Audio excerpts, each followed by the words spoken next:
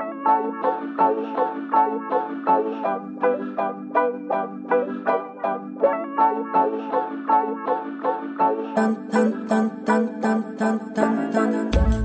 you want to change the world? So do I. On this show, we meet artists whose work is doing just that. Welcome to Art Heals All Wounds. I'm your host, Pam Uzel.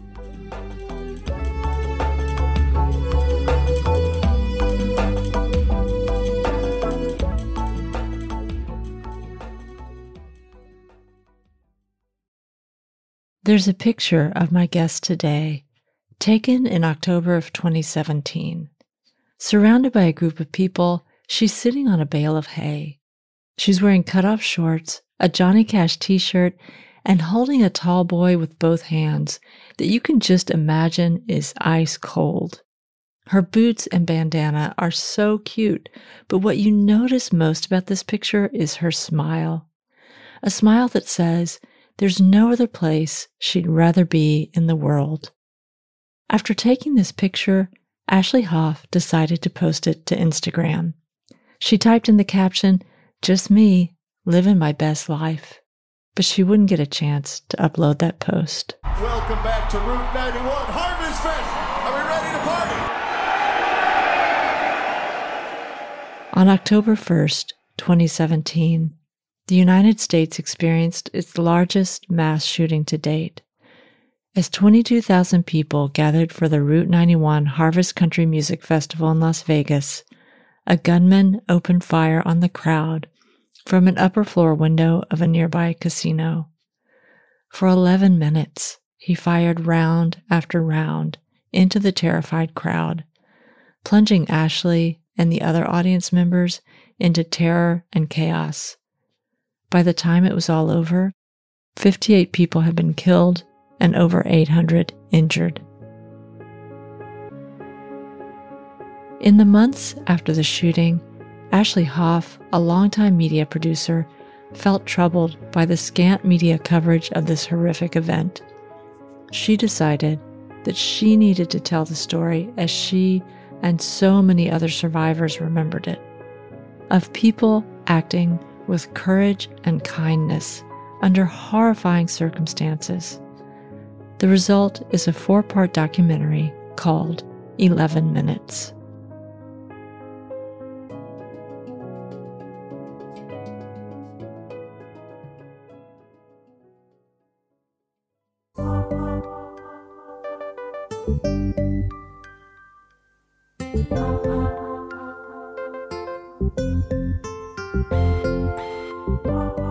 Ashley Hoff is an executive producer of the documentary film 11 Minutes, which shows the horror of the Route 91 Harvest Festival mass shooting, all while highlighting the personal stories of survivors who helped others in the crowd make it to safety, sometimes after being injured themselves.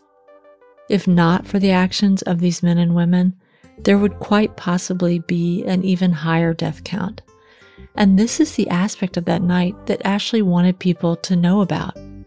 As a media producer and storyteller, Ashley knew that as hard as it would be to relive that night, telling the story might also be a path to healing for so many of the survivors.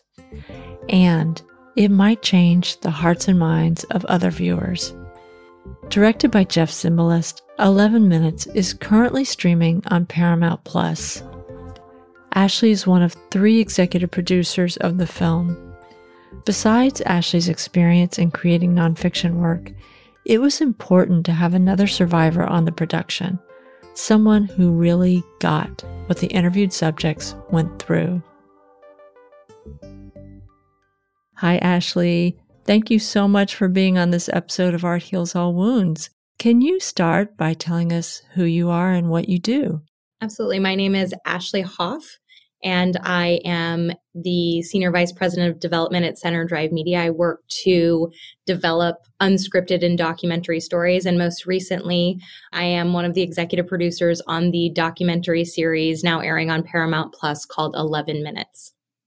Yes, and that's how we connected. I've watched this series, and I can't say I've ever seen anything like it before. I'm wondering, can you talk a little bit about what 11 Minutes is?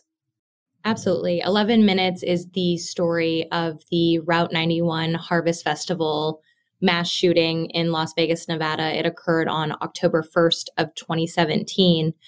And the piece is, the retelling of the story of that night, really focusing on the point of view of the survivors, and also really focusing on the light that was present in the darkness. It's the history that I really held on to as a survivor of that event. I think as a storyteller, if I'm really honest, I found myself dissatisfied with the narrative that had been out there in regards to this event. I felt like often the point of view that was focused on was that of the worst person there, down to I could tell you what he had for breakfast at Starbucks that morning. And it just wasn't the memories that I remember. It wasn't what I held on to when days were dark. I remember truly bearing witness to some of the most incredible accounts of humanity I believe I will ever witness running out of that field that night.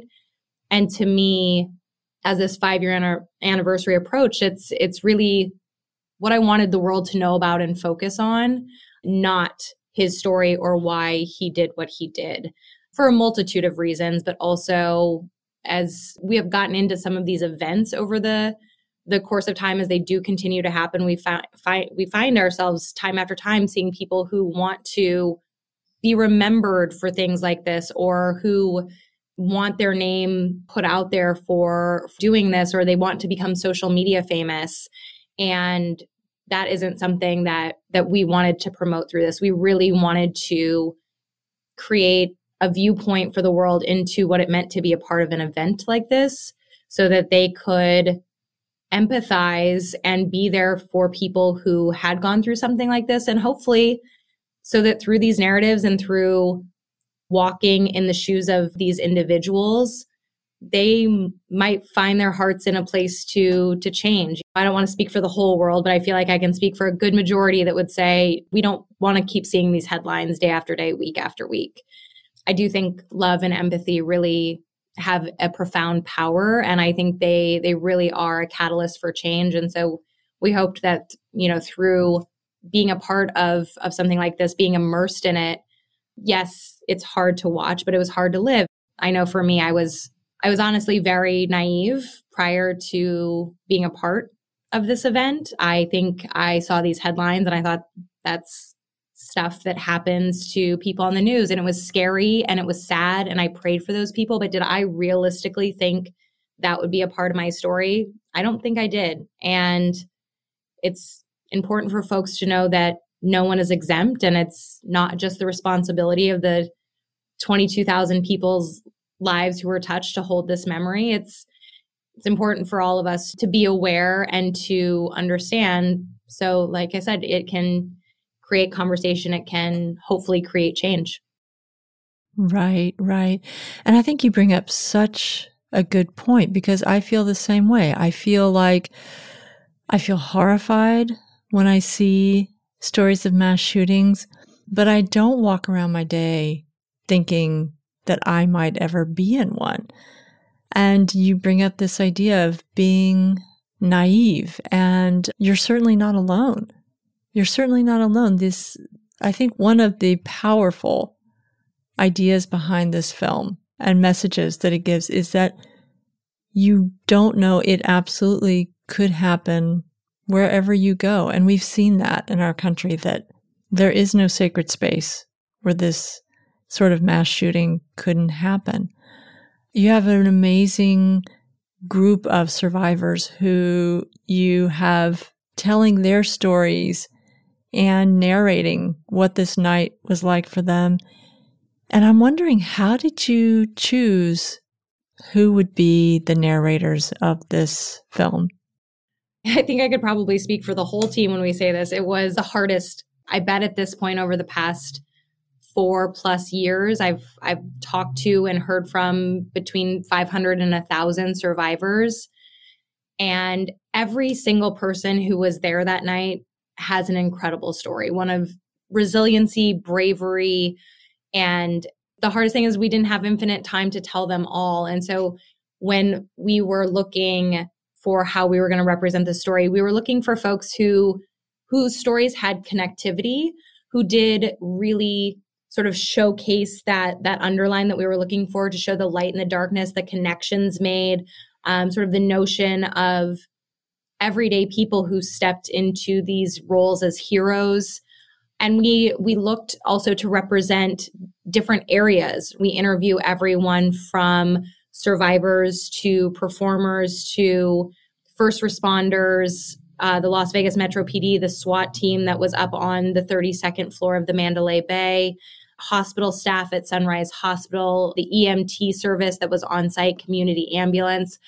We really tried to represent as many facets of the field and also the event at large that we could. Also the FBI, as we got into the investigation that followed. We really wanted to put the puzzle together as concisely and clearly as we could in the 4 hours that we had. And I think for me personally, as both a journalist and a survivor, I had a lot of questions, and I wanted to have folks who had questions walk away from this piece, perhaps with a few more answers, or at least different point of views that might help them really, meld this night together. It kind of was this elusive headline that really honestly existed firmly for about a week in the news before it went out. It still to date is our nation's largest mass shooting, but we raced through it in the news very quickly. And I think that's something interesting to think about and talk about, and something certainly that inspired me. I think it's a lot of pressure when you take on a story like this, especially when it is not just a story. It's your memory. It's the memory of 22,000 other people. And people ask if it was hard, or, why did you want to relive that? And I certainly was terrified, every single day of making sure that we approached this in the appropriate way, and that it didn't feel exploitive, that it felt truthful, and it felt like it honored those not only who were there, but that it also paid honor to those who lost their life that night or who lost a loved one that night.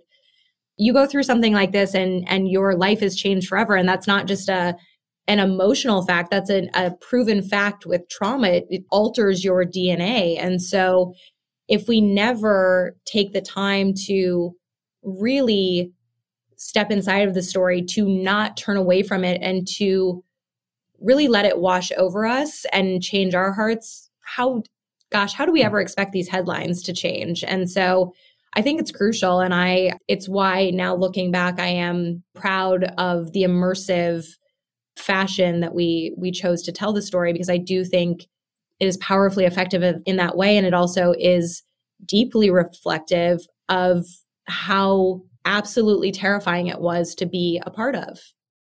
It is terrifying to watch, but then also thinking about this idea that most of the B-roll is constructed from cell phone footage, body cam footage, other security or media coverage of that event. None of it is reenactment footage, which you sometimes have to do for a documentary. And I think that's a really interesting aspect of this documentary. And I think it's a really interesting moment to think about where we are in terms of being able to document something like this event, because for me, I know it had an impact. There's something so, watching cell phone footage someone shot, it's very much POV footage. The terror is immense as a viewer, or at least it was for me. And I think it's the cell phone footage that makes that happen. And I'm wondering if maybe having that kind of footage, something like this documented, because no other mass shooting that I can think of really does. Many of them are in schools, church, synagogue, a mosque, where you would not have your phone out. But this is a concert where you would have your phone out filming. I'm wondering, do you have thoughts about whether or not this kind of documentation has the potential to move the needle a little bit on talking about or feeling an event like this? Oh gosh. I mean, there's several places that I wish could have this on a repeat loop while they're making decisions. And that's, from our government down to the way that we value mental health care in this country. I do think that it's a powerful immersion that we, as you suggested, we don't get to see a lot of times in documentaries, right? And it was a lot of it by happenstance, as it was a concert and people did have their phones out, and a lot of them were recording what was going on prior to this happening, and then it just continued recording. You also have all of Las Vegas with CCTV, which became a really prolific part of especially the Baca sisters, Parker and his father, Billy Marks's story. And you really do get to witness it through their voices. A lot of these characters, you're hearing from them, you are in their shoes. And I think, you make any art, whether it's a piece like this or honestly a piece about anything, any sort of content, you hope to make impact. None of us create these things hoping no one will watch them. But I think this in particular, I thought it had multiple opportunities to not just hopefully change the hearts of those who weren't there, but also to help with healing for those who were. I think you get 5 years out, and speaking for myself, sometimes this can feel like a strange dream. And I will never, it almost chokes me up to this moment, I will never forget the day our post team presented the timeline laid out. We worked with a lot of folks that we interviewed and that we didn't interview, that donated their footage to this project. And we talked with every single one of them and heard their story and let them know how we were going to use this. I think, sadly, a lot of folks were mishandled by the media at first in regards to this event. And I think it happens with a lot of tragedies. People are asked to tell their stories when they're in a state of shock, or they don't even know how they want to share their story or if they want to share it yet.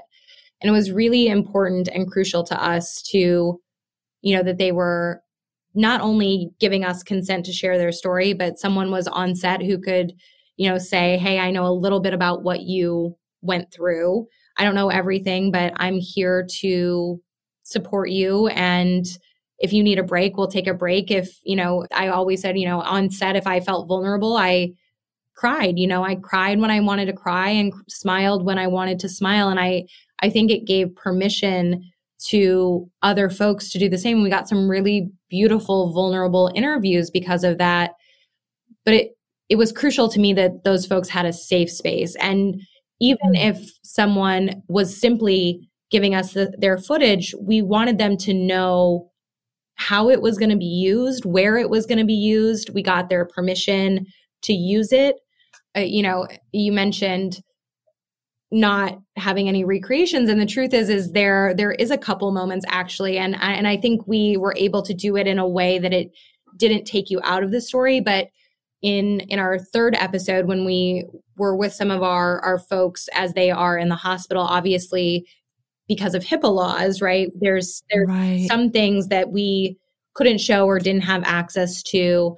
And there were some, brief moments of what I like to call stylized B-roll, a hand on a IV drip, things like that. And we did that with other people who weren't our subjects because we didn't want to be triggering. I think the entire time through and through, the survivors and those touched by this were at the forefront of our decision making. And I, as both a producer, survivor, and a human being, am so incredibly proud of the way that we went about that decision making. And truthfully, that I had a wonderful team who supported that, who came to me and said, hey, how do we do this in a way that feels like there is integrity and respect being paid to the journey while still obviously getting powerful visuals and the necessary visuals to fully tell this story. And so it's all a long way of saying that for me, the immersion is crucial, but it's also those beautiful narratives that are the backbone that to me, I think they land on people's hearts, because not everyone is going to watch this, and thank God, not everyone is going to watch this and understand or relate to being in an act of mass violence. And I think, through these narratives, I hope that people feel called, at the very least, to know that kindness and bravery matter, that there are good people in this world, and those acts of kindness, they can be not just life-changing, but life-saving. Right, right. And you're bringing up such a good point about the narrations that are created from the subjects that are speaking. You really give us a picture of who they are and obviously what happened to them that night, but where they've gone since. And I'm curious to know, for the people either involved in the film or who were just there present at the concert, have you gotten feedback about what the experience of watching the film is like for them? I have. It's interesting. I know you're not supposed to play favorites, but if I had to, episode 4 is so special to me. And being truthful, when we started this journey with Paramount Plus, we were initially going to do a 3-hour piece, and we just ended up with such an incredible story that we ran into 4, and they allowed us to share the journey starting October 2nd. And I think a lot of times in media, we have to hit the peak drama, and we don't get much time to come down at the end. And I think you spend 3, hours sort of holding your breath with people, and you get this beautiful exhale in episode 4 with our survivors. And you also get a bit of a call to action and a reflective moment to honor not only the 58 lives that were lost that night, but a really harrowing 3-column deep, 6.5-minute scroll that lists every name lost in a mass shooting since. And it is, dare I say, I feel it might be almost impossible to get to the end of that scroll and not think that this isn't right. That there does need to be a call to change. So yeah, it's interesting that we got to sort of take on that after moment. And I had such a beautiful experience. The piece came out on September 27th. And so that was the Tuesday prior to the 5-year anniversary. And I was really nervous. I won't lie about that. I remember, sort of the release coming out of the trailer, and sometimes trailers, they can come at you fast, right? And the marketing department sent that back to us, and I was like, gosh, I feel like it's kind of dramatic. And when people say, the piece is hard to watch, I remind them that it was hard to live. And right. I sort of waited. I waited the day it came out, and the messages started coming in quickly.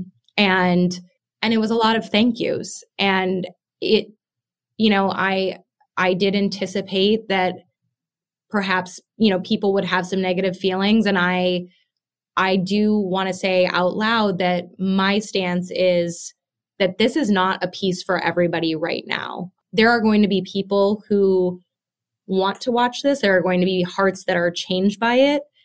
And there are people who are not ready to watch this and who may never be ready to watch this. And I support anyone where they are at in their journey and whatever they need to do to protect their own peace. And so I expected that there would be some feedback of like, oh, I wish you didn't create this. Because, right, there are people out there who wish this wasn't a part of their story, that wish it away or that it didn't happen and don't want to hear more about it. And so that morning, I put out a message to the survivor community, simply letting them know that there was a trailer out there, that there was, a press release coming out. And if content in this manner was triggering for them, to please avoid it. Right. And it's a rare thing in what we do to tell someone to avoid what it is that you've worked to create. But in that case, I'm a survivor first. And those are real people that I care deeply for.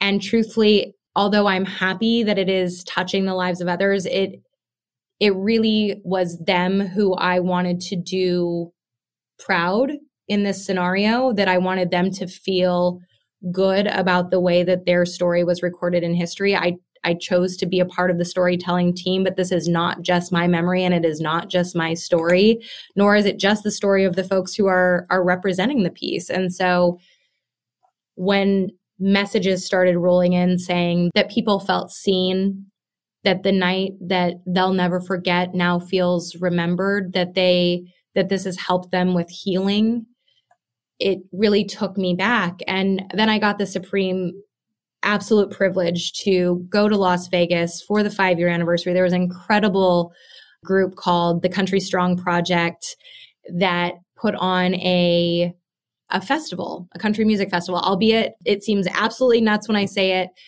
but 5 years down to the minute, myself and hundreds of other survivors stood in Las Vegas, Nevada at a country music festival together. Wow. And the whole weekend was full of programming there. Between the Country Strong Project and the Resiliency Center and many other organizations, there was blood drives and there was a 5K and there was vigils and there were numerous opportunities to honor the 58 and to connect with your community. And I won't ever forget it, as I was with some folks that have become dear friends to me that I met at a therapy retreat prior to doing the project. And, they said it was so beautiful because all around you could hear people talking about it. And that was the truth. It was, being in Las Vegas was like living in a real-time review where, people who didn't even know me would come up and someone would introduce them, or I'd get to watch them go hug someone from the piece and say, thank you for what you did, or being a hero, or you inspired me. Like, as a creator, what a gift to get to do that. But also to have people brought up to you that say things like, I'm a spouse or a family member of someone who was there and I wasn't. And I've never understood what they went through, and we've never been able to communicate it until now. And we've just really had our first conversation about this. Or I'm a therapist and I work with first responders and this helps me do my job better. Or I'm a widow and I just want to thank you for representing our story and for sharing with people what we went through. And because of you, it will be remembered. And also my partner will be remembered. If it was just one of those, it would have been enough. But to know that this reminded people who are struggling that they have community, that it's okay to still feel like this wasn't okay. It wasn't okay that it happened, and it never will be. To have them feel like their journey was remembered with integrity and respect. Man, it's about the most overwhelming thing. I can hardly put it into words what it feels like. I've been blessed to create a lot of content in my career, and this really is this blend of personal and professional, and it is the most challenging thing I've ever done. It's also been the most rewarding, and to watch it ripple out into the world is, man, it's just the greatest gift. It really is. It's interesting. I think people are often urged to either not talk about something or to move on quickly. I read a story that you wrote about the aftermath of this, and what in the story it sort of seemed to be a turning point for you of when you decided that maybe your job is to tell this story. I'm wondering if you can tell it here. Yeah. When my husband and I returned home from Las Vegas, I had a broken arm. We were both in very emotionally distraught states. I honestly went home to the Midwest for a while. I'm from Iowa and I have a big family back home. And so I went home for a while to be with my people and in my safe space. And because of that, I actually kind of accidentally missed out on becoming a part of the survivor community, because we were all from, most of us were from other places, right? We were tourists who were there to see this festival. We all kind of went back to our spots to suffer in silence. And There was some great folks who put together online support groups, who put together Facebook groups to connect people. And I kind of turned it off for a minute. But the one thing that really was an active thing for me is when I got home, I couldn't stop thinking about my cowboy boots, which I had kicked off. When we had decided to get up and run that night, once we hit the cement, we were about 4 to 5 rows back on the right-hand side of the stage. So there was a turf area, but once you got past that, it was cement, and 22,000 people had dropped their food and drinks. And honestly, it was like an ice skating rink. And it turns out cowboy boots are very bad running shoes. And I kept falling, and I felt like I was slowing us down. And that's a terrible feeling when you feel like you might be the person who is responsible for something bad happening, and you also just don't know actually what is happening. And so after falling 3 times, we stopped down behind a cement barrier. We pulled a couple of gals in, and while we were there, I kicked off my boots. And we ran about 3.5 miles down the strip, sort of stopping intermittently to hide or to shake people out of their shock and tell them to run with us. And when we got down past the Planet Hollywood, there was someone outside who said, "There's a medic inside if you need attention." And I didn't really realize I had jean shorts on, and I had pretty bad road rash. And so we were apprehensive to go inside. There was a lot of rumors swirling because people were walking into various hotels with gunshot wounds. It was being reported back that there were shooters in a multitude of hotels, as they had to take that precaution at that time. And additionally, that there was a bomb outside of the Excalibur and a van. It started to spiral. And when that person said that there is medical attention inside, we sort of didn't know what to do, but we did step inside. It seemed safe, and we seemed kind of far away at that time. And we were there for a couple of minutes before someone dropped something. They yelled, "Shooter, shooter." Everyone ran. We ended up throwing ourselves on top of the car of 2 strangers who had gone to the parking garage and begging them to take us off the strip. They were checking in. They had no idea what was going on. We were dirty and bloody, and I'm sure looked crazy to them. And God bless Ben and Jackie. They let us in their backseat, and we rode home back to Ontario, California with them, which is where they reside, and Ubered home, getting home at about 7:30 in the morning. And from that moment on, I couldn't stop thinking about those cowboy boots. And it was bizarre. I had dropped my purse in the parking garage. It had all of the things that are very annoying to lose: your keys, your credit cards, your ID. I never thought about the purse, and I couldn't stop thinking about these boots. And I called my best friend from high school, who happened to live in Las Vegas at the time. And I asked him if he would go down to the warehouse where they had a lot of the items that they had gathered from the field. And he did, bless him. And he went through the warehouse and had taken a photo of them. They weren't there. And he put me on the phone with an FBI agent who proceeded to tell me that many of the items had been sent off to be cleaned or fixed, and that eventually there would be a catalog full of items if I'd like to place a claim. And gosh, I nearly laughed at this woman. I still feel bad about it to this day, but it seemed so absurd to me as I'm, watching the news coverage. I'm holding I saw how ridiculous it seemed that the FBI was going to put together a catalog of our old stuff. It seemed like they had much bigger things to deal with. But I placed the claim, and some 8 months later, I was sitting at work, and I got a link in an email from the FBI to a catalog full of thousands of items. If I recall correctly, 77 pages of shoes, 5 pairs on each page. And there on page 56 were those cowboy boots. And I placed a notice that they were mine. And a month later, a FBI agent hand-delivered my boots back to my door. And she kindly asked me if I wanted her to stay while I opened the box. And I could just tell by the tone of her voice that she was suggesting that it might be best for her to stay while I opened the box. And I opened the lid, and it took 1 second to know why I obsessed about those boots.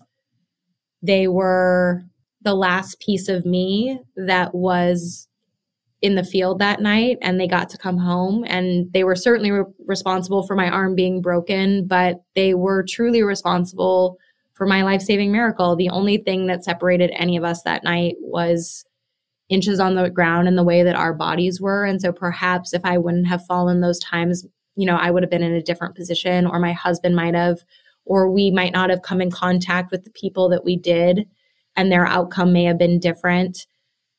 And I stood there sobbing as I'm looking at these boots, and, I'm a nosy journalist. So I immediately want the attention off me. And I start asking Debbie, this wonderful FBI agent, about her job.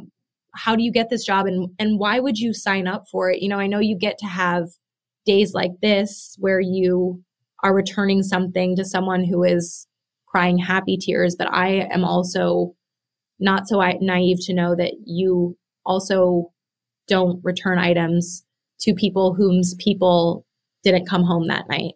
And that is a level of superpower that I don't even know how to describe, to sign up to do a job like that. And she explained to me that there was a unit of the FBI that was created specifically to deliver items from mass acts of violence back to survivors and the families of victims.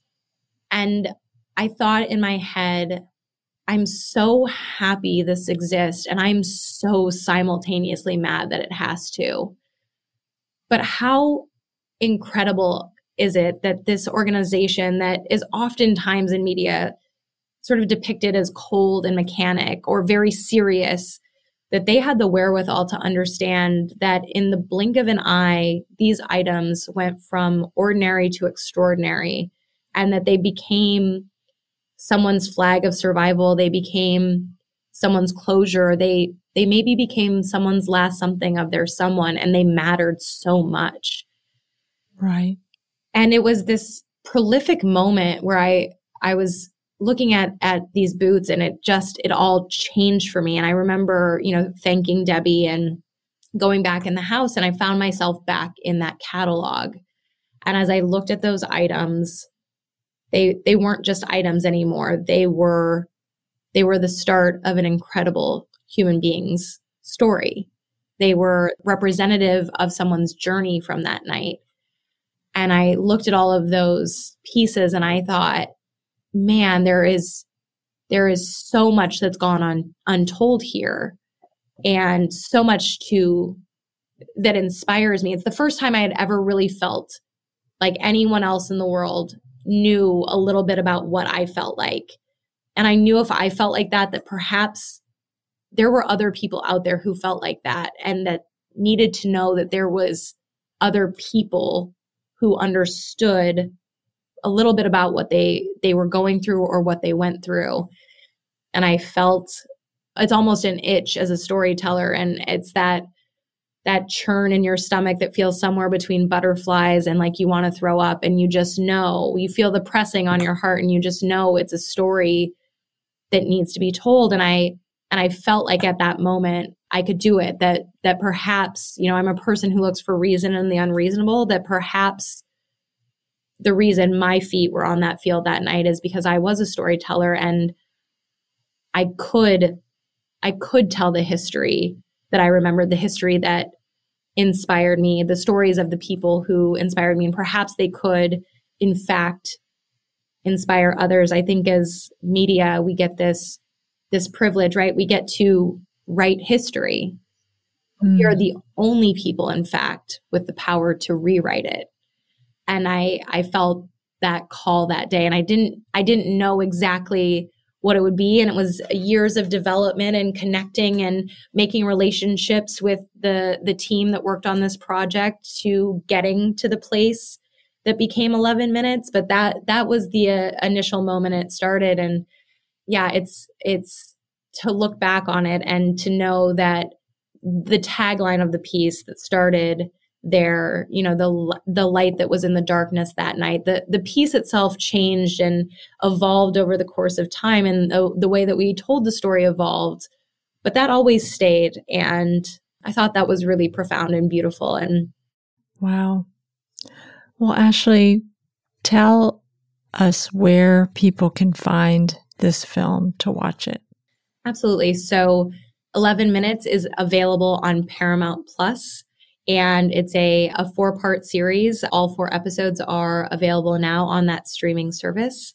So I encourage those who feel called to and want to watch to go do that. And again, my heart is with those who feel like they may not be at a place to now or ever watch.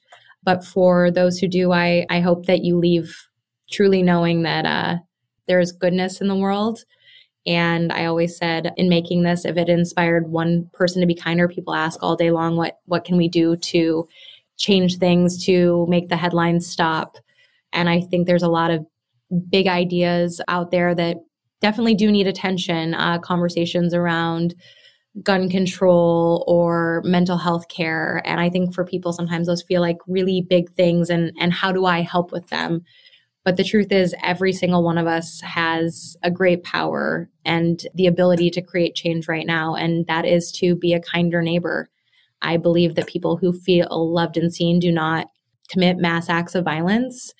And I know with complete truth, based on what I saw that night, that kindness and bravery can change everything. It can save lives. And if this inspires one person to be kinder, mission completed. And so I hope that those who do choose to watch, I hope they walk away feeling called to be a kinder, braver person. That was beautifully put. Thank you. Well, thank you so much for sharing about the making of this film and then your own story too. Thank you. Of that night. I really appreciate you coming on the show to do that. Thank you so much for having me, and thank you for creating this incredible podcast. It is necessary, and it's true. I think art can be really healing as both a creator and someone who takes it in. And so I'm very glad that this exists, and I'm so grateful for the wonderful conversation today. And thank you for helping to share this story forward. You're listening to Art Heals All Wounds.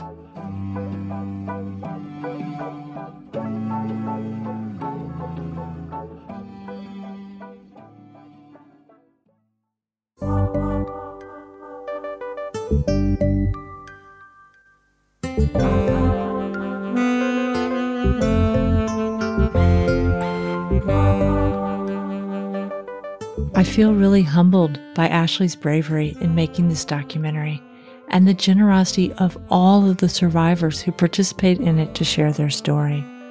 As Ashley says, this film isn't for everyone. It does show footage from that night that conveys the terror for those who were there. I literally felt like I was in shock every time these scenes from the shooting were on. And honestly, I'm grateful to have watched it. There's some atrocities that need to be witnessed, and in a country where mass shootings happen nearly daily, this is one of them. There's a range of things we can do, from passing common sense laws around guns in this country to treating each other with kindness, as Ashley suggests. It's a lot to think about. Thank you for listening to this episode, and thank you for engaging with this content. Please share any thoughts you're having after this episode. You can reach out on social media at Art Heals Podcast on Twitter and Instagram, or get in touch through the show website, arthealsallwoundspodcast.com. And remember to follow us on whatever app you listen on, and share the show with a friend.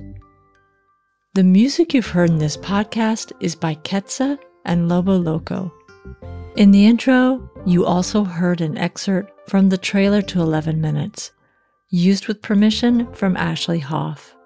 This podcast was edited by Eva Hristova. Art Heals All Wounds comes to you from Oakland, California, on unceded territory of the Choqueño Ohlone people.